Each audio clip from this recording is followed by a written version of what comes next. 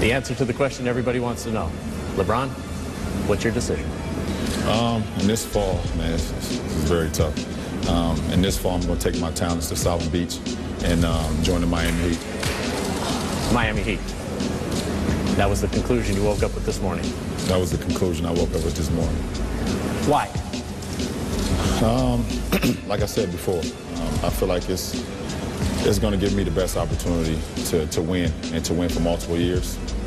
And not only just to win in the regular season or just to win 5 games in a row or 3 games in a row.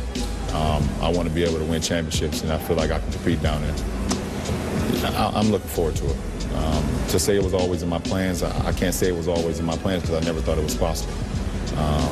But the things that the Miami Heat franchise have done to be able to free up cap space and to be able to put themselves in a position this summer to have all 3 of us, you know, it was hard to turn down. I mean, you know, those are 2 great players, 2 of the greatest players that we have in this game today.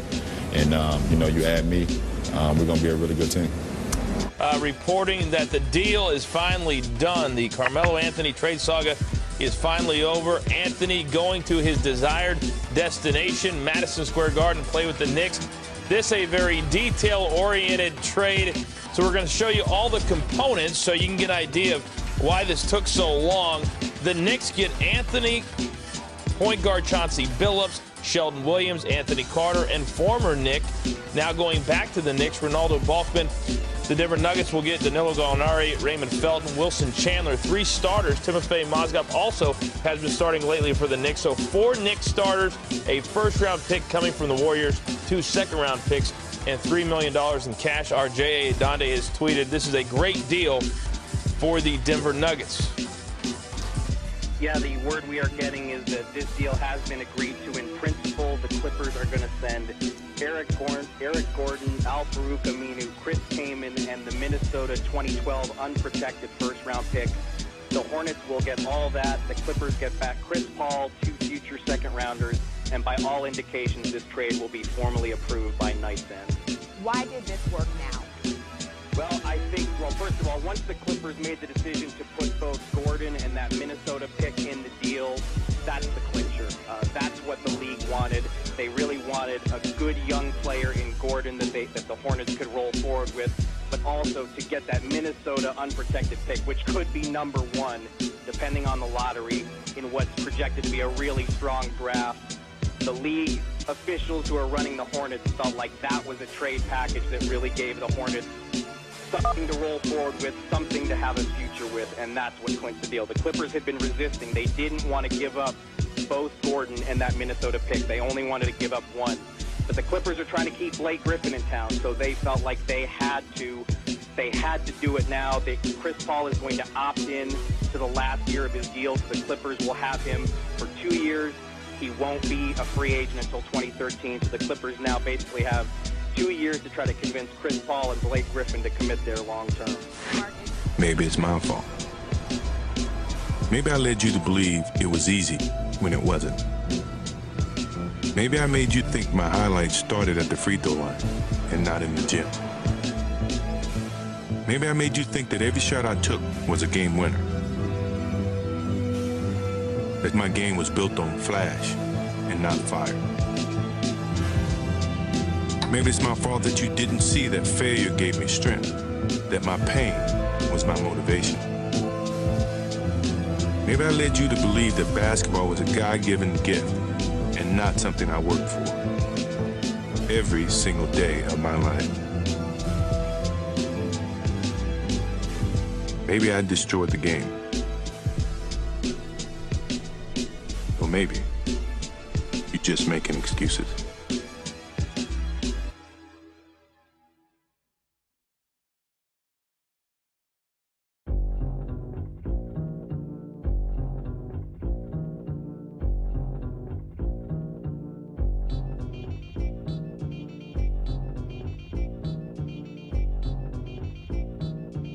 What's up, TTC? I pretty much had something on my mind that I've been wanting to get off my chest for a long time ago. So, you know, here it is. And I know what people are gonna say. Damn, Uptown, why you hating? I know you seen the clips and stuff that I had on earlier. And I debated whether I should even make a video, addressing this. As a matter of fact, right, I've debated with my wife, about this on several occasions. And my wife is a huge sports fan. I'm lucky, to have such a beautiful wife that's also into sports. That's right, my wife. I love you, baby. My wife ain't like other people's wives, that don't know a damn thing about sports, See, my wife know all the intricacies of a lot of different sports. My wife knows what a triple-double is, what a foul is, what's holding, what a first down is, what a touchdown is. So pretty much, my wife knows sports, And you got these, is it me or is these NBA players, some prima donna players, Until 2006, these guys used to be able to come out of high school and go right into the league, And what it has done is made a bunch of spoiled athletes. We always tell children, to work hard to try and get stuff, to try and build good relationships. But all these cats do, right, they want it the fast way. Just like, the average, criminal, drug dealer, whatever. They want they want to get a ring tomorrow. They want to come in the league and then tomorrow they get a ring. You understand? Which has made a bunch of spoiled ass athletes. A guy who in my opinion, is the best player ever to play the game, Michael Jordan. It took him 7 years to get a ring. It took him a while to gradually build up the team and have good team chemistry and to get the vital parts to come play with him, not him running playing with others. You understand? So that he can make, a championship quality team. But nowadays, all these players, they don't give a damn, about, building up a championship quality team. And I know what people are going to say. Uptown, you just hating because Chris Paul left the Hornets. Well, to be quite honest with you, yeah, I am upset about that. Just like the Cleveland Cavalier fans was upset after LeBron left. Just like the Denver fans were upset after Carmelo Anthony left. And just like any fan of any team would be upset if a franchise marquee superstar player left their team. So yes, I am a bit upset about that. However, it doesn't take away from what I'm saying about these NBA athletes. I mean, have you ever met an NBA athlete before? Do you see how these guys behave? You understand? Even during the last collective bargaining agreement, some of the NBA players were showing up looking professional with suits, and then most of them was running around with sweats on. But when the NFL was doing their collective bargaining agreement, all those cats was coming there, with suits on, looking professional. A lot of these players, right, the ones that jumped ship and went to other teams, I wish that none of them, be able to get a championship ring.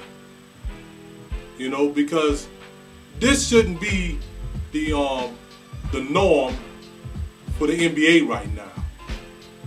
And everybody, you look at this cat LeBron James, who I think is just a little tad bit overrated as a player. The last couple of years he was at Cleveland, Cleveland had the best record in the NBA. And both of the years in the playoffs, including last year's playoffs with him with Miami, he tanked it in the playoffs. One year was supposedly because one of his teammates was sleeping around with his mother. So I don't even really see the desire and the will of this guy, to want to win a championship. And I know people, that's what you keep hearing, right? The talk around the league is who's the best player in the NBA. Kobe, LeBron, Dwayne Wade, Kobe is obviously the best player in the NBA because he has the rings to prove it. Not only that, he's been with one team and he stayed with that one team and he built up a team chemistry and a relationship between that team and himself. And he's the closest guy to come to Michael Jordan in the NBA. And I haven't seen any basketball games really, except for on Christmas Day, when I seen a couple of games on Christmas Day. Because the NBA is not inspiring to me. You know, I'm getting tired of the same teams, you know, winning the NBA championship every year. Sometimes it's not even a guess. There's two teams that have won more NBA championships, and it's overwhelmingly more than any other teams. Take a wild guess. Boston and the Los Angeles Lakers. So it's no wonder, you know, that most of these cats will want to go play, you know, for these two franchises, historical and successful franchises, I might add. I'm not going to take that away from them. But it shows that for a long time, they really had no parity in the NBA. So, you know, you guys can keep watching this stuff or whatever. And until the NBA shows some type of parity and it starts showing athletes that are more than spoiled, I guess I'll pass. And on that note, peace.